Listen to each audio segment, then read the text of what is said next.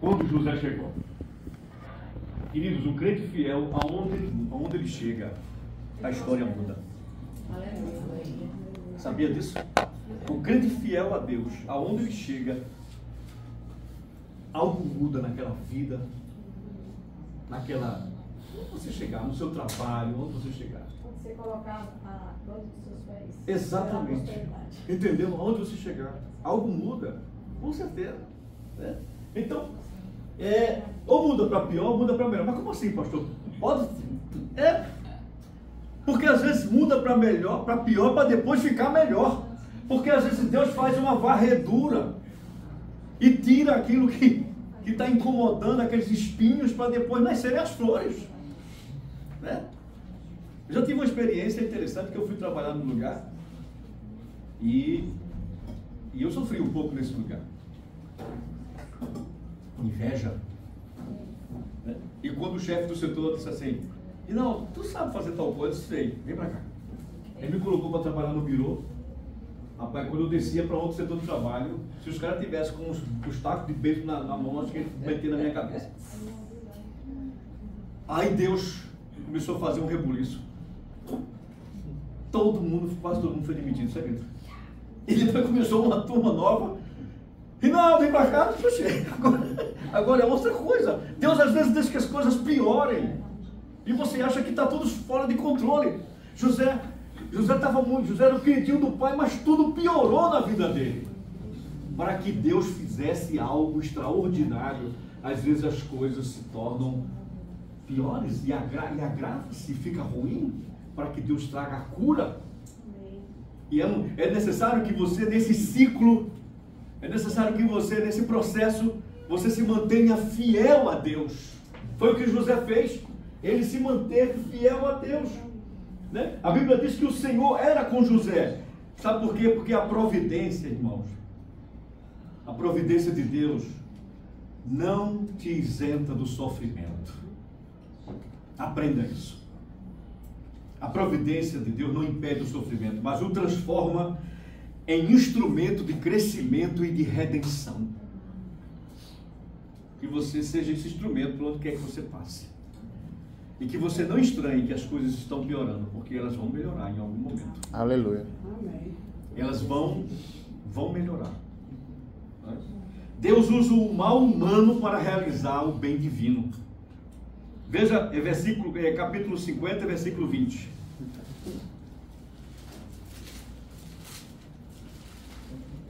Capítulo 50 e o verso 20. O mal que tinhais a intenção de fazer, o desígnio de Deus o mudou em bem, a fim de cumprir o que realiza hoje diante de nossos olhos, salvar a vida de um povo numeroso. Amém. O mal que vós intentastes, Deus fez o quê? Mudou. Lê no final, lê aí, lá atrás, lê aí, Janine, por favor. 50, 20. Vós, na verdade, intentastes o mal contra mim. Intentaste o mal contra mim. Mas Deus pegou essa matéria-prima, né? A matéria-prima do mal, e fez o quê? Transformou em quê? Em bem. Né? Leia, continua. Deus o tornou em bem, para fazer como vedes agora, que se conserve muita gente em vida. Para que se conserve muita gente em vida, Deus pegou o mal que vocês intentaram contra mim em bem. A história mostra que Deus não causa o pecado. Deus não é o autor do pecado. Pastor, o 21 é muito lindo, viu? Leia. Não temais, pois eu vos sustentarei, e a vós outros e aos vossos filhos. Assim os consolou e lhe falou ao coração. Exatamente. Veja bem, a história mostra que Deus não é a causa do pecado, não é o autor do pecado, mas usa os atos humanos, inclusive os maus, para cumprir seu plano de amor e salvação. Lá na cruz do Calvário é um exemplo disso. Aquelas atitudes que foram praticadas contra o Senhor Jesus Cristo, a princípio, segundo a luz humana, era o fim de tudo.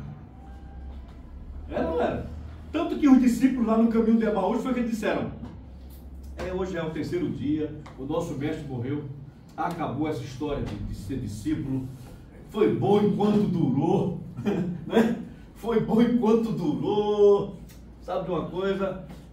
Acabou tudo. Vamos voltar para a aldeia de Emaús, vamos continuar com a nossa vidinha e está tudo certo. De repente Jesus chega perto, Jesus ressuscitado chega perto deles assim. O que é que vocês estão conversando aí no caminho? Por que é que vocês estão tristes? Acho que estavam dizendo assim, acerca de Jesus de Nazaré. Quem é esse Jesus de Nazaré? Aí disseram assim, só sendo tu forasteiro para não saber o que aconteceu com Jesus de Nazaré? Uau! O que aconteceu com ele? Eles não reconheceram. Não reconheceram. O que aconteceu com ele de tão extraordinário? Ele era o nosso mestre. Os sacerdotes pegaram ele. Judas vendeu ele por 30 moedas. Começaram a contar a história, né? Aí Jesus disse, ó, nécios e tardios de coração para entender tudo que a Bíblia fala, os profetas disseram acerca do Cristo. Aí a Bíblia diz que Jesus abriu a Bíblia para eles e explicou todas as coisas acerca dele mesmo, do Messias. Estava falando dele mesmo para eles. E eles ainda não estavam reconhecendo. O desespero era tão grande que eles não estavam conhecendo Jesus. Então, aquele mal todo da cruz se transformou no bem. E esse bem nos alcançou. Amém. Todos nós que estamos aqui foram alcançados pelo mal que foi feito lá no Calvário contra o Salvador. Então Deus transformou tudo em bem. Deus não é o autor do pecado, mas Ele usa os atos humanos, inclusive os maus, para cumprir seu plano de amor e salvação. Deus prepara o futuro no presente. José foi enviado adiante para preservar vidas. Né? Por exemplo, aqui está o presente, né? E aqui está o futuro. Aí Deus pega José e coloca ele aqui. E os irmãos ficam aqui. Aí Deus faz, no tempo certo vocês vão chegar aqui.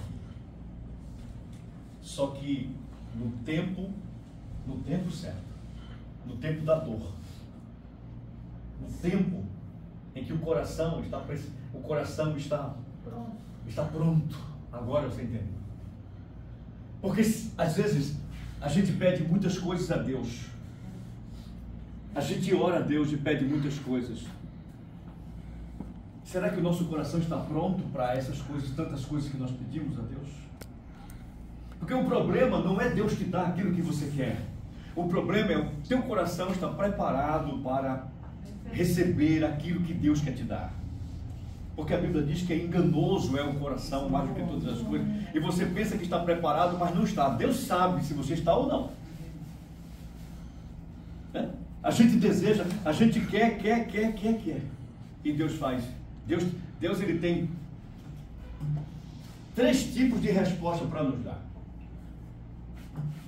A primeira é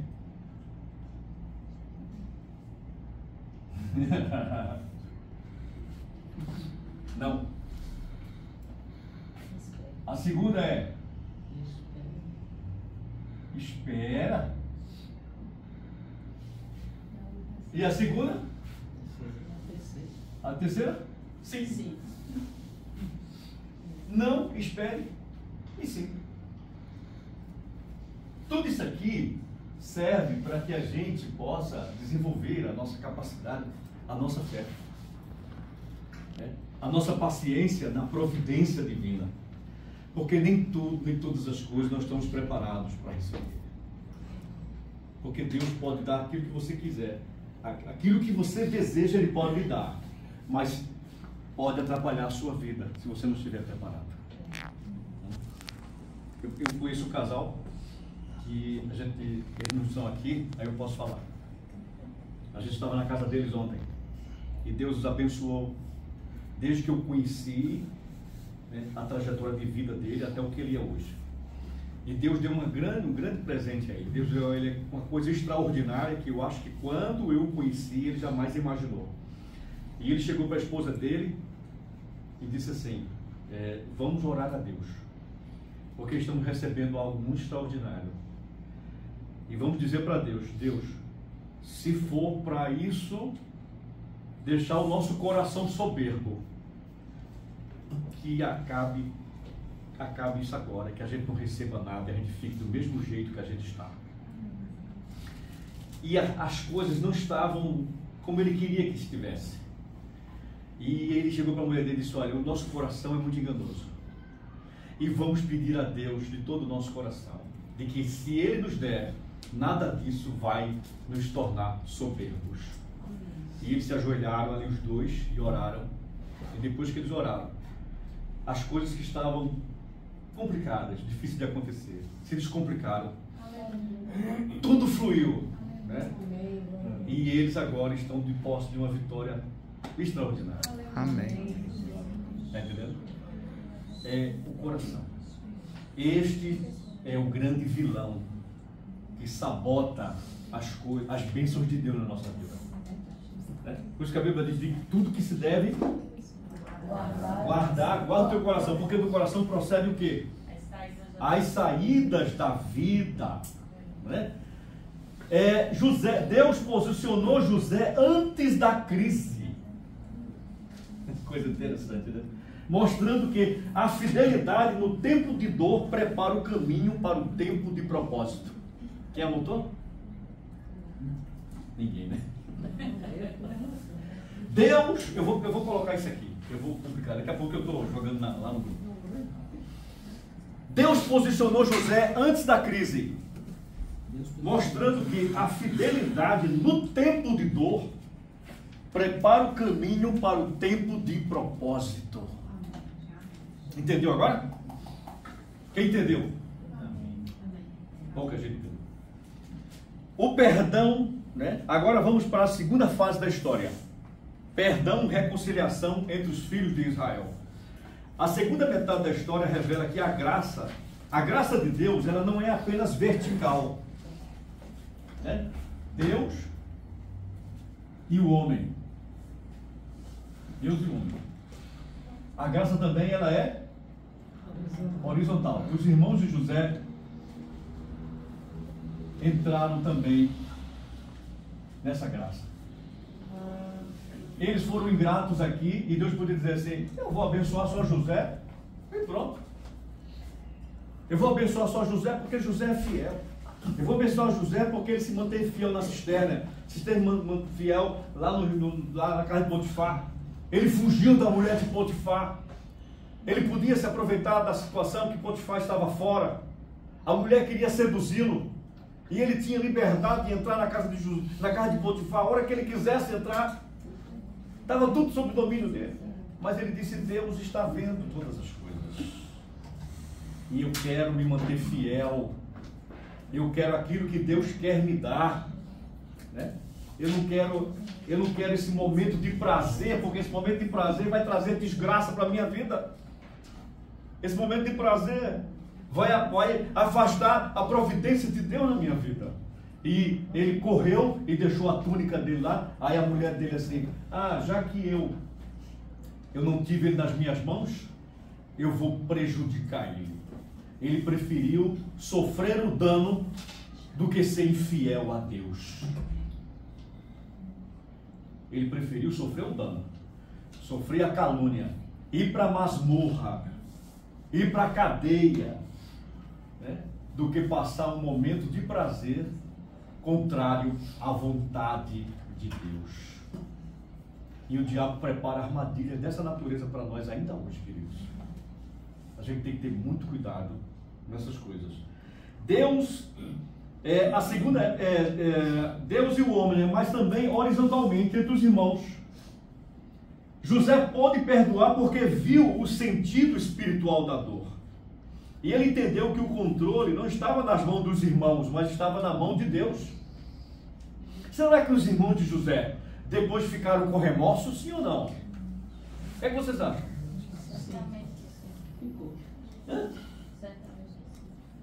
Imagina, eles pegaram, veja a trama, jogaram José ali, venderam José. E disseram assim: e agora? O que é que a gente vai dizer ao nosso pai? Pegaram a túnica, mataram um animal, molharam de sangue e chegaram lá assim: pai,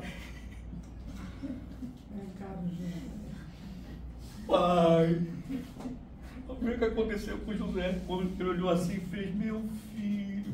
E os cabas tudo olhando o sofrimento do pai, rapaz. E os cabas tudo olhando assim. E os cabas mais cínicos. E José chorando. E José dizendo, com dor vou descer à sepultura por causa do meu filho José. Jacó disse, um animal devorou o meu filho. Foi, pai. Oh, meu Deus. Rapaz, os caras foram muito... Artista. Né? Acho que prepara assim. Quem é que vai dar um disco para ele? Eu não, vai tu. Acho que o mais, né, o mais cínico de todos, o mais artista. Deixa comigo, eu engano. O perdão acontece, queridos, quando a visão divina vence a amargura humana. O perdão restaura relacionamentos quebrados. Quando José abraça seus irmãos, ele não apenas chora, ele cura a família de Israel. Veja aí, Gênesis 45. Gênesis 45, 14 e 15.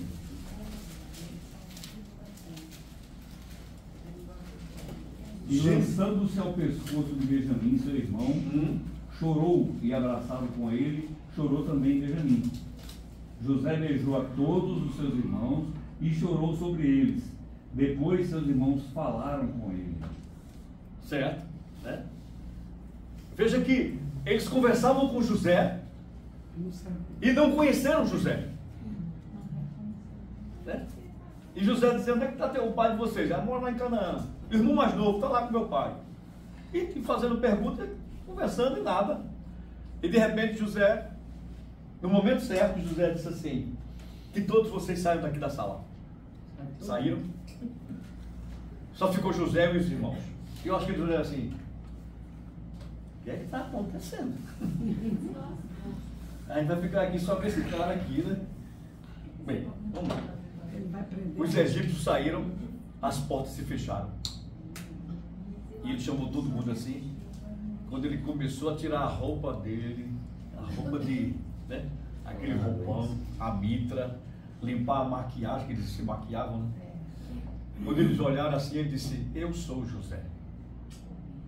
Eu acho que a perna fez, ai meu Deus do céu. Chegou a hora da vingança. Hã? Tamo frito. Eu acho que alguém olhou para a porta assim, ó, eu vou correr agora. Ela, por quê? Puxa, eles sabiam o que eles haviam feito. Eles sabiam que haviam tentado contra a vida do irmão. Haviam enganado o pai. Haviam criado uma cena, uma mentira. O coração do pai ficou apertado, mas mesmo assim eles seguraram a mentira. Mas agora chegou a hora da verdade. E eles, quando eles pensaram que José, porque José estava com a faca e o queijo na mão, né? José podia dizer assim, façam fila aqui, eu vou buscar a serra elétrica. Ele tem outro nome, né, pastor? Hein? Ele tem outro nome também, os irmãos não imaginavam que era Zafenate Pané. Façam a fila aqui, porque agora, meu amigo, o pau vai comer. Vocês fizeram contra mim e eu vou fazer contra vocês. Foi isso que José fez? Não. E qual é a grande lição disso aí pra gente? É o perdão. O amor supera o ódio, né? O amor supera o rancor. José poderia viver uma vida cheia de rancor, mas José não estava com rancor no coração. José tinha entendido que a providência de Deus havia transformado toda aquela jornada de sofrimento numa coisa boa, para preservar a vida. E pior, José foi esquecido no cárcere por 2 anos, né? José chegou para o copeiro Mó e disse assim, tu vais voltar a servir a Faraó, e quando tu estiveres lá, lembra-te de mim. E passaram-se o quê? 2 anos, e ele se esqueceu de José, para completar ainda mais o sofrimento. Sabe? Mas esse sofrimento tinha um propósito, era a preparação para as coisas acontecerem no tempo certo. E a mensagem que a gente tem aqui é que vocês tenham paciência de esperar no momento certo e na hora certa as coisas de Deus acontecerem. E quando chega, tudo se torna muito claro, tudo se torna muito agradável, né? O perdão acontece quando a visão divina vence a amargura humana. O perdão reconstrói o que o pecado destrói. Sem perdão não há unidade entre o povo de Deus. E o perdão, ele faz mais bem àquele que perdoa do que àquele que é perdoado. Porque aquele que está retendo o perdão, ele está se libertando do ódio, está libertando-se da amargura, ele está se libertando daquela pessoa que vai com ele para onde ele vai. Quem não perdoa, vai dormir com a pessoa, mentalmente falando. Para onde você vai, aquela pessoa vai com você. E quando você abre a porta do seu coração, você sabe, vai embora. Eu não quero mais tu aqui comigo não. Porque o perdão faz bem a quem perdoa, né? O perdão reconstrói aquilo que o pecado destruiu. José não revidou, nem se vingou, e nem guardou rancor. Você se lembra daquela história dos dois credores, os dois que deviam? Um devia ao rei, né? Quem conhece essa história? Jesus contou uma história de um cara que devia, digamos, 10 mil denários. 10 mil, né? 10 mil dólares. O cara devia 10 mil dólares ao rei. E a Bíblia diz que ele não tinha como pagar. Aí o rei chegou, chamou ele e disse: embora que você não tenha como pagar, mas eu vou perdoar toda a dívida que você me deve. Veja que alegria, não é verdade? Poxa vida, quem aqui tem uma dívida grande, não levante a mão. E alguém chega e diz assim: tá tudo. Como é seu nome? Linda? Lindalva. Irmã Lindalva, a senhora gostaria que alguém pagasse o seu boleto? Lindalva, aquela dívida está paga. Aí você, que alegria, muito obrigado. Aí o cara chegou para o rei e disse assim: muito obrigado, rei. Eu não podia pagar. Posso ir? Pode. Quando ele chegou lá, ele encontrou um cara que devia a ele 500 reais. Era a moeda da época. Moeda da época. E já, quando ele encontrou, não é você não. Não perdoe. Aí ele: você vai me pagar aquilo que você deve, mas eu não tenho condição, mas você vai me pagar, mas vou mandar prender você. Aí a turma ficou sabendo, porque isso gerou um alvoroço, né? Olha, aquele cara que tu perdoou 10 mil dólares, tá lá, ó, tá botando para quebrar no cara que é uma bicharia. Manda chamar ele. O rei manda chamar.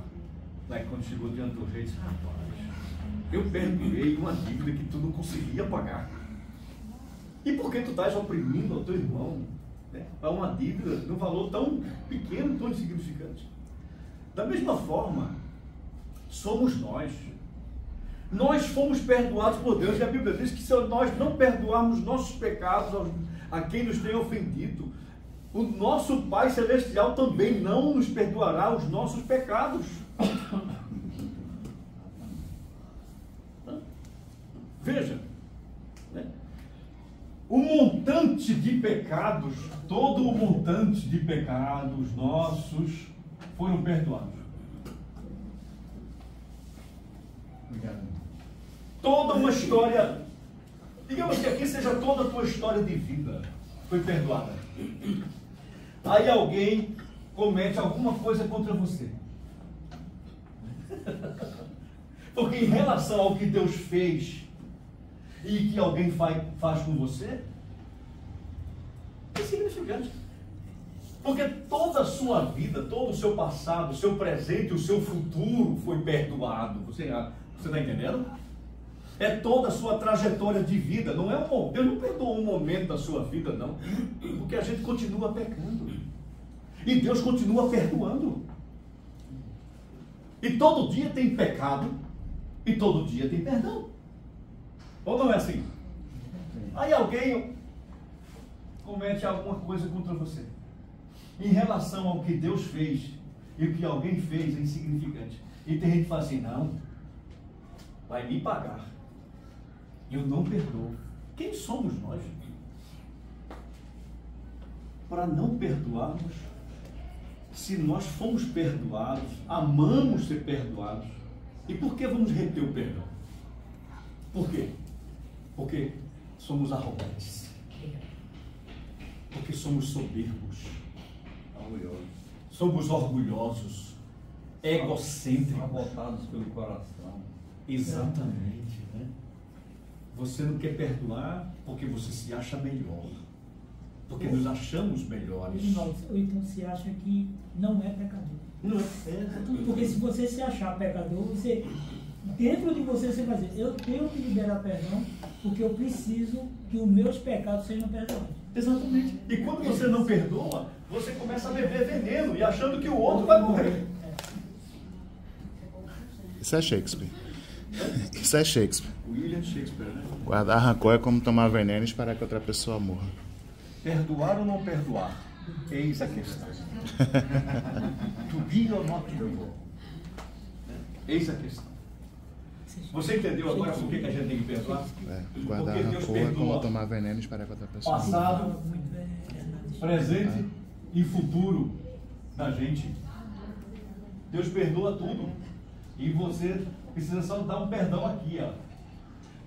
E isso aqui significa um ponto na sua vida que pode prejudicar as bênçãos de Deus. Porque se vocês não perdoarem, o vosso Pai também não vos perdoará.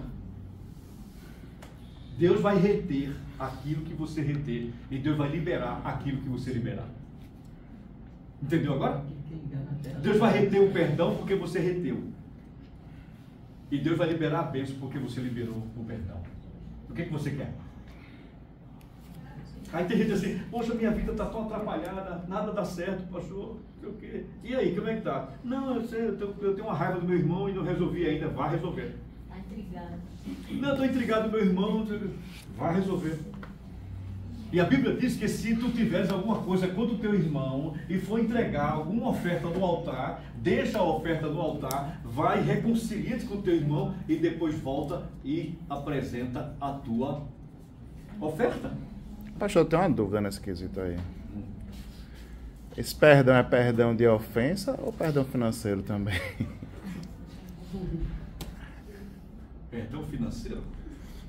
Por exemplo, você emprestou dinheiro a alguém. Eu sei que a Bíblia fala que se a gente emprestar, se a pessoa quiser a capa, esqueci agora a passagem. Por ofensa. Você leva até por a capa, né? Se a pessoa levar a vestimenta, aqui você deve...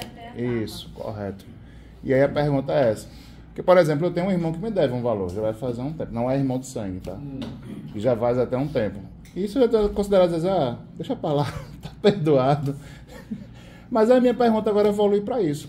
No quesito, digamos que seria financeiro, mas tem pessoas que têm outras coisas. Às vezes você empresta bem, uma pessoa emprestou o carro, o outro bateu o carro. Você não é obrigado Entendeu? a perdoar ele, financeiramente falando.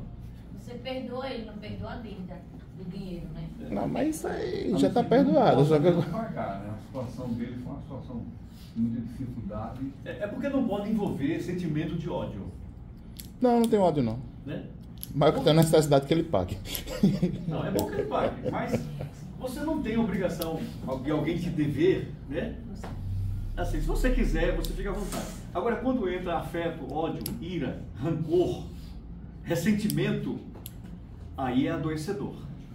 É mais poderoso do que o dinheiro. Então a questão é não envolver o sentimento. É não envolver o sentimento. Entendi. Ficar só na esfera do capital, do dinheiro, né? Obrigado. Por exemplo, o banco. Você deve ao banco, o banco não fica com rancor de você. Ele processa você. Não é? Bota no Serasa. Entra com execução. Entra com execução, com busca e apreensão. Aí não está com ódio de você. Ele quer apenas o que você tem. Aquilo que você tem que é dele. Né? Agora, quando entra o afeto do rancor nas relações interpessoais, aí sim é adoecedor. Porque pode criar uma raiz de amargura, ela se aprofundar E tem gente que fala de 5 reais, 10 reais, gente já morreu por conta de valores. Valores que são insignificantes. Né? Por conta disso inicia-se uma briga, e dessa briga se inicia uma contenda, e uma raiva, e o outro está armado, e o cara matou o outro por causa de 10 reais. Mas não é por causa de 10 reais. Do ódio que foi envolvido, da forma como foi cobrado. Porque a forma como você fala faz muita diferença.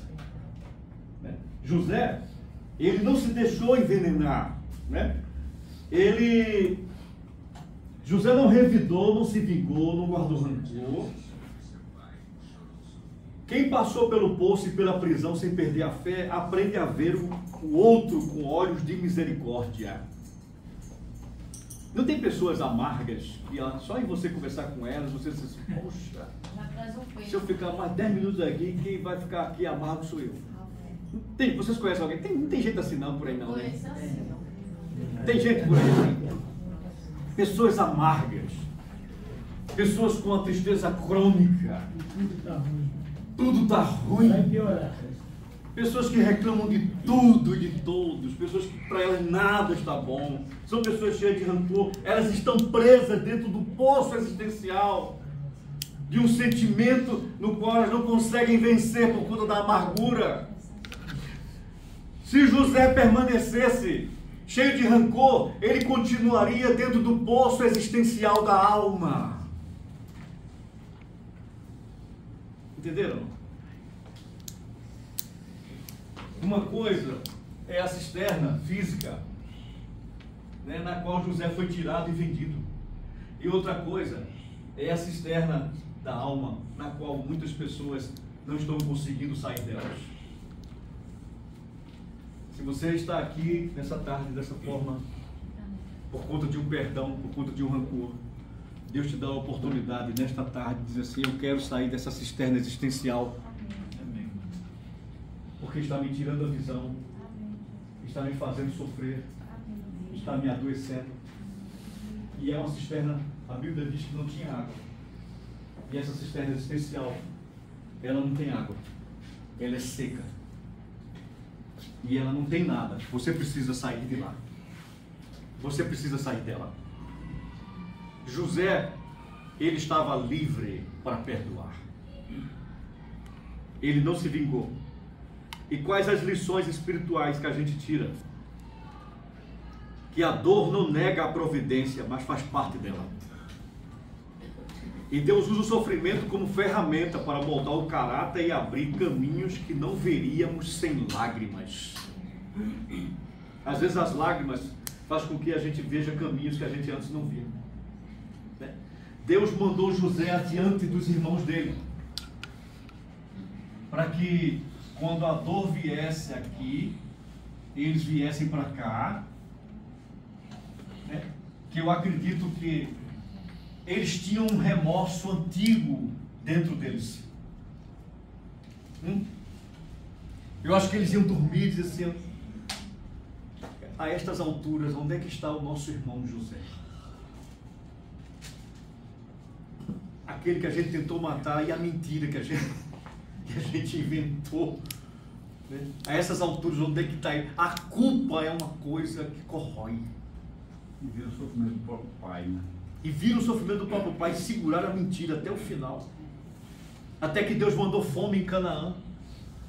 Porque a família estava doente. E Deus queria curar a família. E o único que estava saudável, sabe quem era? José. Era José. E Deus manda os doentes para se encontrar com os saudáveis. Né? E Deus manda os doentes. Jesus disse, eu vim para os doentes, não vim para os saudáveis. E ele foi, e eles foram até aqui, e quando chegaram aqui, né, foi o momento da cura, o momento da reconciliação, do perdão, de corações que se abriram, que choraram. A Bíblia diz que eles choraram tão alto que na casa de Faraó se ouviu o choro. Eu acho que Faraó olhou assim, que danado é aquilo que está acontecendo ali? Né? É na casa de José. E o que está acontecendo? Ele está chorando lá, os irmãos dele estão tudo lá. Tem uns cabas lá que ninguém sabia. José ainda não havia revelado que eles eram irmãos dele. Foi depois que José disse, esses aqui são meus irmãos, faraó. Ele apresentou. Eu vou trazer eles para cá, tudinho, tá? Aí o faraó disse assim, pode trazer. Manda eles para cá. Mas foi uma tristeza, umas lágrimas de cura. Lágrimas de arrependimento, lágrimas de quebrantamento, lágrimas de perdão, cada lágrima que era derramada, a providência de Deus se cumpria, curando culpa,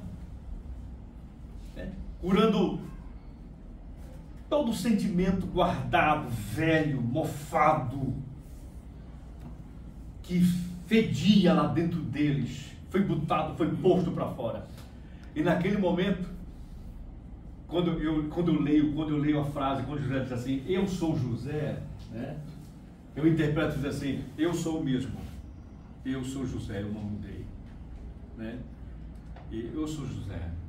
Você pode me olhar como um governador, mas eu ainda continuo o mesmo José.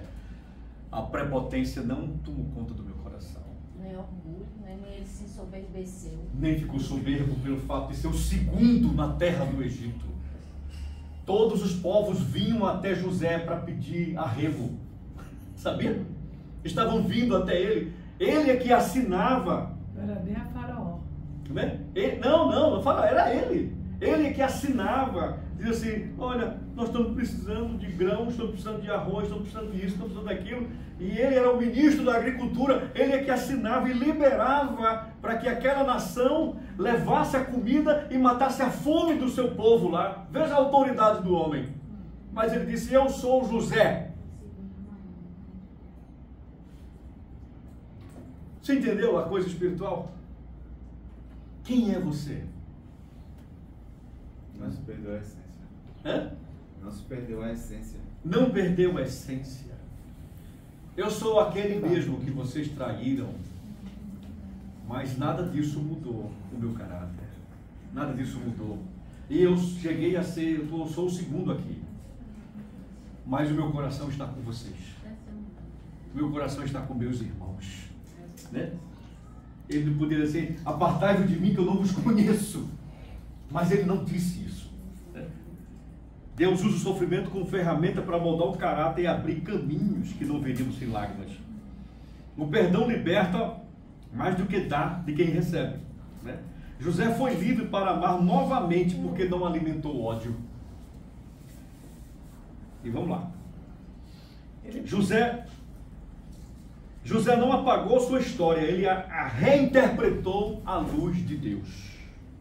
Quando confiamos na providência de Deus, o passado deixa de ser uma prisão e se torna uma escola. É porque ele poderia ter ignorado, ele não sabia quem era. Exatamente. Ele podia ter feito o que ele quisesse fazer. Ignorar. Estava nas mãos dele. Quando alguma coisa estiver nas suas mãos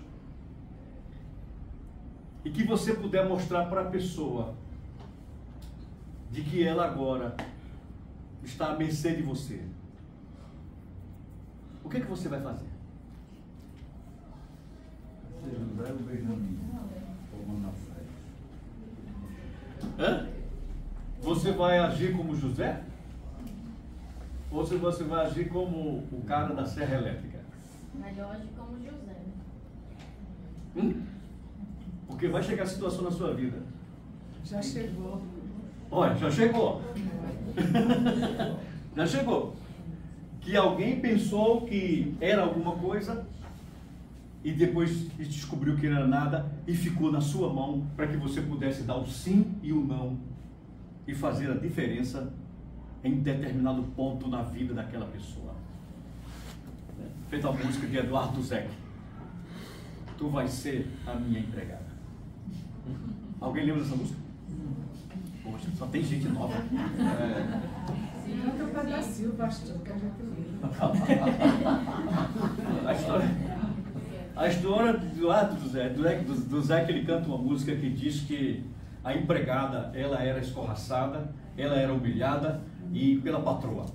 E a patroa humilhava ela ou seja, aí ela saiu dessa casa e a patroa ficou pobre. E a empregada casou-se com um cara rico. E colocou no classificados, antigamente tinha classificados, precisa-se de uma empregada. Quando a empregada, toda ricona, está na sua cobertura na Avenida Boa Viagem, aí lá vem a ex-patroa com o jornal desclassificado do Jornal do Comércio embaixo do braço. Bate na porta. Quando ela abre, tu vai ser minha doméstica. Termina assim a música de Eduardo Zeck. A história se repete na vida de muita gente dessa forma. É por isso que a gente tem que ter cuidado com o trato com as pessoas, porque o mundo dá as voltas e as pedras se encontram. E um dia, pode chegar um momento dessa história, como essa história de Eduardo Zeck. Foi o que aconteceu com José. Eles pensaram que tudo ia ficar para trás da história, mas Deus fez com que tudo se encontrasse, mas de forma diferente, né? No caso dela, disse assim, tu vai ser minha doméstica. No caso de José, ele fez, vocês continuam, meus irmãos. Não é verdade? Ele podia dizer, vocês vão ser meus escravos. Podia ou não podia? Sim. Aí, sabe para onde José mandou eles morar? Uma terra chamada Gósen. Tem umas que tem um H aqui e outras não tem, outros tem um acento. Quando tem um acento não tem um H, mas é Gósen. Terra de Gósen. E essa terra era uma terra muito próspera. Era uma terra maravilhosa, uma das terras mais frutíferas, mais férteis de Israel, do Egito. Era a terra que ficava no delta do Nilo. O delta do Nilo ele é tão grande que ele é visto. Os astronautas dizem que vê o delta do Nilo lá da Lua. Sabe por quê? Você sabe aquele sinalzinho delta da física, não sabe? Quem estudou física aqui?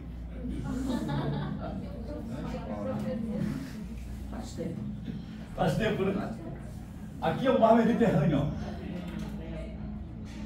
E aqui o delta do Nilo. É assim? É. Aqui o rio Nilo, tá? Aqui Gósen. Aí aqui vem o Nilo. Chega aqui, ele se divide em vários braços.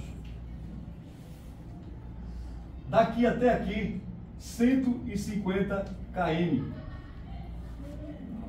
E daqui até aqui, 250 quilômetros. Só terras banhadas pelos braços que se estenderam do delta do Nilo e que desemboca dentro do oceano do mar Mediterrâneo. E eles ficaram aqui, ó, nessa terra. Foi por isso que eles cresceram tanto, que os egípcios eram assim, eles estão crescendo tanto que esses caras vão vir para cima da gente. Vão se levantar. Vamos começar a matar as crianças que nascerem, as parteiras, matem eles. Porque senão eles estavam crescendo assustadoramente, porque estavam numa terra fértil. José mandou eles para lá a pedido de Faraó. Falou com o Faraó, disse, manda eles para lá. Se fosse, né? Eu até disse de manhã, né? Se José fosse um cara mau, ele devia ter dito assim, José, a gente vai morar onde? No deserto do Saara, tá bom para você? Né? No deserto do Saara. Né? E vocês têm sorte que eu não mando matar vocês. Mas ele mandou para o filé do Egito, queridos irmãos. Ele mandou ele para a terra de Gósen. Né? Veja que coração, veja que preservou-se, ele não se deixou envenenar pelo ódio, pelo desejo de retaliação, de vingança, né? E qual é, antes eu vou falar de outro assunto aqui, sobre tipologia bíblica, né? Sobre as semelhanças entre José e Jesus, né? Porque na Bíblia tem um assunto chamado tipologia bíblica. Jesus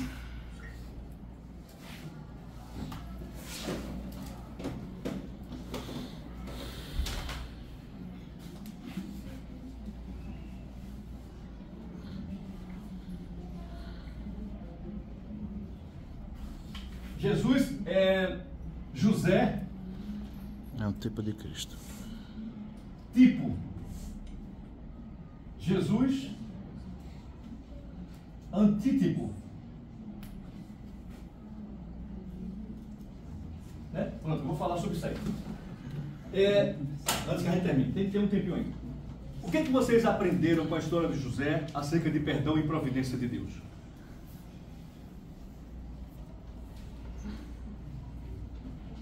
Vamos lá? Com perdão e obediência, Deus nos abençoa. Deus toma a frente de tudo. Deus está no controle da nossa vida. Mas tem que haver obediência e perdão. Exatamente. O que mais? Fidelidade de José ao Senhor. Fidelidade de José a Deus. Através do perdão. Através do perdão, tudo pode ser transformado. Exatamente. Do ódio para o amor. Exatamente. O que mais? Os obstáculos fazem parte do plano. A providência de Deus não nos isenta do sofrimento. Não é porque Deus vai fazer algo na tua vida, é o plano dele que você não vai ter lágrimas, pedras ou espinhos durante a sua caminhada. Faz parte. Aí é que tem mesmo. Aí é que tem mesmo, né? Com pessoas que Deus tem um propósito grandioso na vida dele, passa por muitas situações. Né? E quem estiver aqui dentro de algumas, José saiu da cisterna e não ficou na cisterna.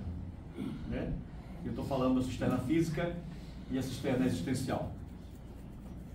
Tudo ficou para trás. Tudo ficou para trás. A história da cisterna foi superada. Foi página virada na vida de José. Foi vendido como escravo. Ele poderia ter ele podia fazer o inventário do ódio. Qual seria o inventário do ódio na vida de José? Inveja, traição, sequestro, escravidão, encarceramento, sofrimento. Imagina o cara ficar dentro de uma masmorra fétida e ele podia dizer assim: eu estou aqui por conta daqueles cabras. Eles me pagam. Não é? Estou por conta aqui daqueles canalhas, daquelas. Ele poderia dizer: estou aqui por conta daquelas almas cebosas. Não era? Ô pastor, além do mais, eu sempre bem de saudades do Pai. Exatamente. Eu estou aqui nessa vida insalubre, nessa humilhação aqui por conta deles. Mas a Bíblia não diz que ele falou isso. Mas foi na prisão que ele evoluiu espiritualmente, é o que diz em Gênesis. Exatamente. E tem a semelhança de José e Jesus por causa da intimidade com Deus. Ele saiu da própria casa dele, foi para uma terra estranha e permaneceu com a mesma fé e a mesma intimidade. E ele fazia a mesma coisa que Jesus. Antes de qualquer coisa, ele perguntava ao Pai se podia. Exatamente, né? Jesus, ele veio de onde ele veio, e veio para nós aqui, e ele permaneceu, e ele não foi contaminado pelo pecado. Isso aí é um tipo de Cristo, né? Ele não foi contaminado pelo pecado. Então a história de José é uma história de providência de Deus, é uma história de perdão, é uma história de renúncia à vingança, de renúncia ao ódio, é uma história de superação, é uma história de preparação. Depois de 30 anos, com 30 anos foi que Deus o exaltou, porque se fosse antes, talvez não desse certo. José reconheceu o propósito que Deus tinha para a vida dele, inclusive disse para o irmão, né? E tudo que aconteceu foi com o propósito de Deus para que ele chegasse até a Deus mandou cuidasse da família inteira. Deus me mandou adiante de vocês para dar livramento, dar redenção, cuidado, cura, transformação de vidas, né? E muita coisa. E até o filho dele, né, pastor? Ele deu o nome de Efraim Manassés, que Deus me fez esquecer, né, o que ele sofreu e... pastor. Inclusive o nome dele, foi até bom você lembrar. Queria só dar uma palavrinha, porque antes de eu chegar aqui, eu vi uma palestra que a pregação foi que tinha 3 pecados que não eram perdoados por Deus. Aí eu queria saber se o senhor concorda, é bem rápido. O primeiro era falar mal em relação ao Espírito Santo, né? O segundo era não perdoar. Ele diz que Deus não perdoa quem não perdoa. Exatamente. E o terceiro era apostasia. Eu queria saber se o senhor concorda com isso. Apostasia é um pecado, exatamente. Porque quem não perdoa, porque a graça de Deus não entrou no coração da pessoa, né? Exatamente. Aí, antes que... Porque isso aí já é uma outra... Né? Ela me lembrou bem o seguinte: quando José ele casou com Asenate, a filha de Faraó, ele teve 2 filhos. Efraim e Manassés. Efraim, né? Vou escrever tudo não, porque eu sou muito rico de escrever. E Manassés. Efraim significa Deus me fez esquecer todo o meu sofrimento. Deus me fez esquecer tudo, né? O nome está associado à superação de dores e sofrimentos passados, né? E Deus deu a ele outro filho, Manassés, né? Que significa Deus fez próspero na terra estranha, né? Efraim significa Deus me fez próspero na terra do meu sofrimento. E Manassés, Deus me fez esquecer o meu sofrimento. Ou seja, os 2 filhos dele têm essa simbologia. Ele teve esses 2 filhos. Toda vez que ele olhava para um filho, ele dizia: meu filho, seu pai sofreu assim, assim, mas você, toda vez que eu olho para você e o seu nome me faz lembrar de que Deus é fiel e que a providência dele não falha, apesar da maldade e toda a trama que tentaram contra o seu pai. Amém? Me lembrou bem. Agora, vamos agora para a questão da tipologia bíblica. E o que é tipologia bíblica? Muitas coisas que aconteceram na vida de José, eles têm a ver com a vida de Jesus. Ou seja, José é um tipo de Cristo. Vocês entenderam? Sim. José é um tipo de Cristo, né? José não teve a roupa manchada de sangue? Veja aí Gênesis 37 e 31.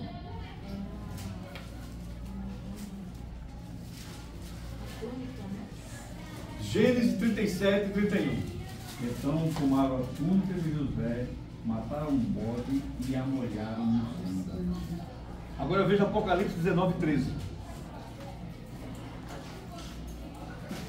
Porque é um texto do Antigo, outro texto do Novo. Correlato, né? O correlato, exatamente. Apocalipse 19 e 13. E estava vestido com uma veste salpicada de sangue, e o nome pelo qual é chamado, e o nome pelo qual se chama é a palavra de Deus. Exatamente. Né? O nome de Jesus, Salvador do mundo. Jesus, Salvador do mundo. E o nome de José? Zafenate Paneia. Que em egípcio é Salvador do mundo.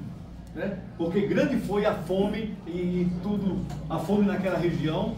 E José, ele juntou grãos de modo que ele livrou o mundo daquela época da fome, né? Jesus perdoou seus irmãos, José perdoou seus irmãos que os traíram. Jesus perdoou seus algozes na cruz, né? Outra coisa aqui interessante, José casou-se com Asenate.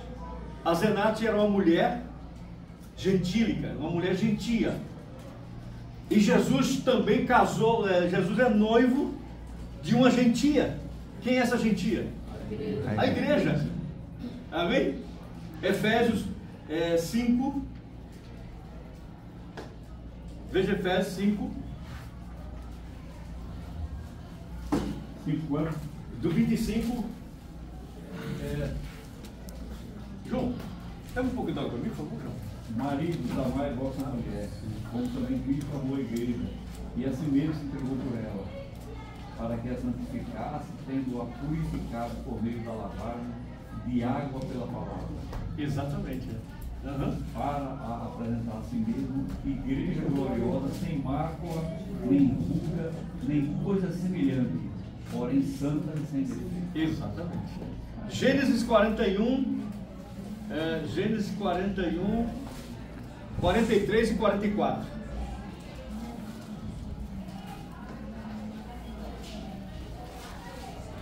E fez-o subir ao seu segundo carro, e clamaram diante dele. E cuidai-vos, desse modo o constituiu sobre toda a terra do Egito. Ele foi constituído sobre toda a terra do Egito, né? Agora Mateus 28 e 18, veja a correlação. Mateus 28 e 18.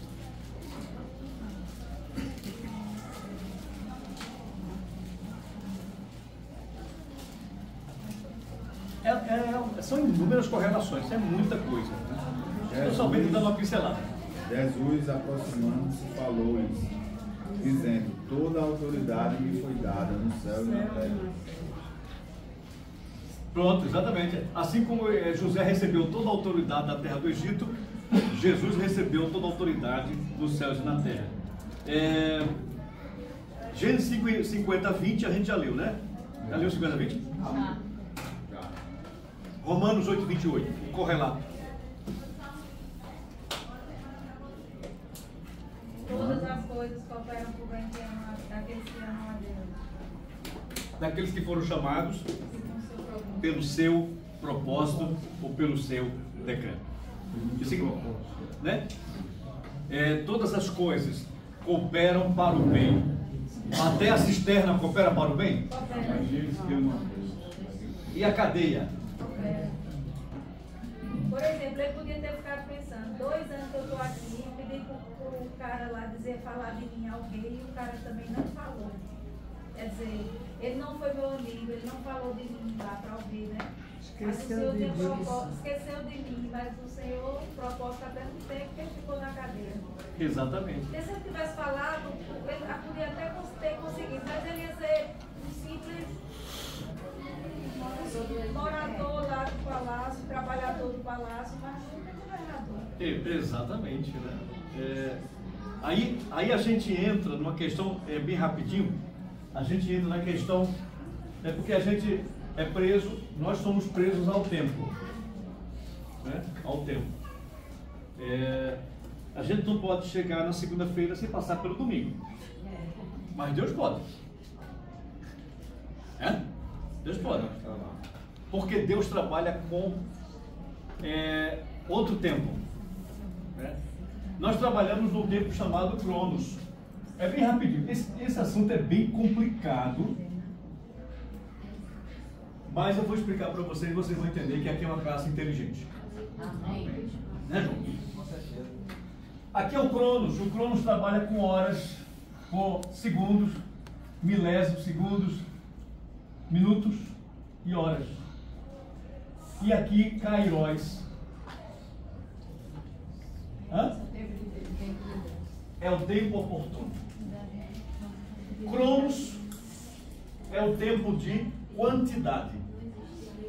Horas, minutos, segundo. Kairos é o tempo de qualidade. Aí você diz, pastor, como é que eu posso viver no Kairos? Que é o tempo oportuno de Deus. Quanto mais você buscar a Deus, mais você vai ver as manifestações do Kairos de Deus na sua vida. Amém. O Kairos é o tempo da revelação, é o tempo da surpresa, independente do tempo. É Deus entrando no nosso tempo e dizendo, eu estou aqui para intervir. Aí você diz, mas as horas vão passar. Aí Deus faz, eu sou o Senhor de todas as horas. Mas esse assunto é tão maravilhoso. Qualquer dia eu vou tirar só uma aula. Fazer uma aula sobre Cronos e Kairos. Né? Porque Kairos traz a libertação da angústia do Cronos. Deu para entender agora? O Kairos me tira da angústia, da ansiedade. Enquanto o Cronos me aperreia, dizendo... O Cronos fala assim, digamos João está para trabalhar numa empresa de TI para ganhar 20 mil reais. Amém por isso. Eu junto com você. Aí, eu estou terminando, vou dizer. Aí João tá para trabalhar na empresa, 20 mil reais. Só que o CEO da empresa disse assim, só vou dar essa resposta daqui a 15 dias. Por que, João? O cara que eu tô com ele... Aí, João, porque o cara que eu tô com ele tá ainda me dar mercado, não sabe se fica, não sabe se vai. Eu ainda tô, ele pediu demissão, aí ele pediu para voltar, não sei o que. Aí, João, o salário é 20 mil reais, tu quer? Quero. O ticket de restaurante é 2 mil reais, tu quer? Quero. Saúde Bradesco, eu quero tudo. Aí Deus, glória a Deus. Aí Deus entra no Kairos, antes dos 20 dias acontecerem. Num sonho, chega para João e diz assim: aquieta seu coração, a vaga é sua. Isso é o Kairos. Entendeu agora? João não precisa mais se desesperar, ficar ansioso. Eita, será que vai acontecer? E será que... Porque Deus, já na história do tempo, já sabe de tudo que vai acontecer. E diz: meu servo, descansa teu coração. Está tudo pronto para você. Não há dúvida nenhuma e nem medo. Não fique ansioso. A vaga é sua. Deu para entender mais ou menos o que é o Kairos? É a intervenção divina no tempo oportuno na história do tempo. Só que acima do tempo, para fazer a gente descansar e ter paz dentro do nosso coração. Amém? Amém. Que Deus abençoe. Não vai gastar os 20 mil antes de ser contratado. Quando tiver lá...